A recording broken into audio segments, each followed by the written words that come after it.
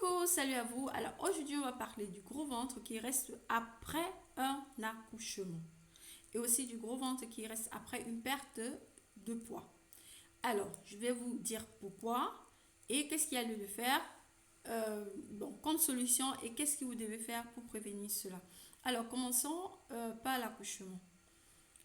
Durant la grossesse, naturellement, le ventre de la femme prend du volume avec la croissance du bébé. Qu'est-ce qui se passe? Vous avez l'étirement des muscles de l'abdomen. Donc, vous avez les muscles de l'abdomen qui perdent leur élasticité. Qui perdent l'élasticité. Et après l'accouchement, qu'est-ce qui se passe? Ceci se passe que quand vous mangez, vous voyez un peu, donc vous mangez même seulement un peu, directement, vous avez le ventre qui sort. Pourquoi en fait? Parce que ces muscles-là ne sont plus assez toniques pour pouvoir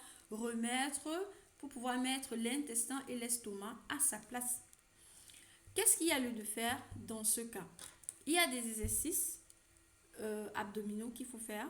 Les planques, par exemple. Ça s'écrit comme ça en anglais. Planques. Donc, si vous allez sur YouTube, sur Internet, vous écrivez planques. Vous trouverez des exercices adéquats pour pouvoir tonifier vos muscles de l'abdomen. C'est très très important aussi d'éviter une prise de poids.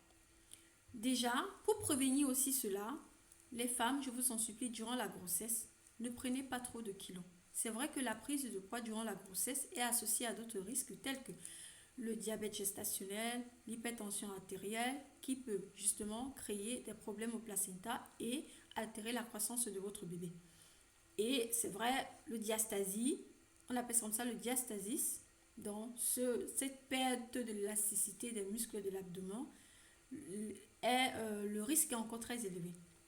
Donc, évitez de prendre des kilos, assez de kilos durant votre grossesse. Donc, maximum 10 à 12 kilos. N'exagérez pas. Il en est de même, c'est le même phénomène qui se passe quand une personne prend du poids.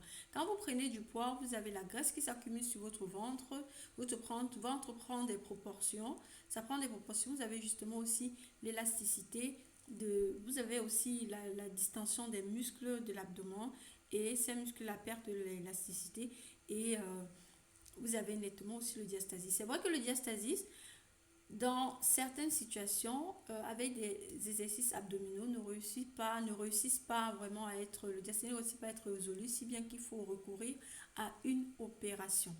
Alors, c'était tout. Aimez, partagez, mettez vos questions en commentaire, prenez soin de vous. La santé, c'est le meilleur cadeau que Dieu nous a donné. Bye bye!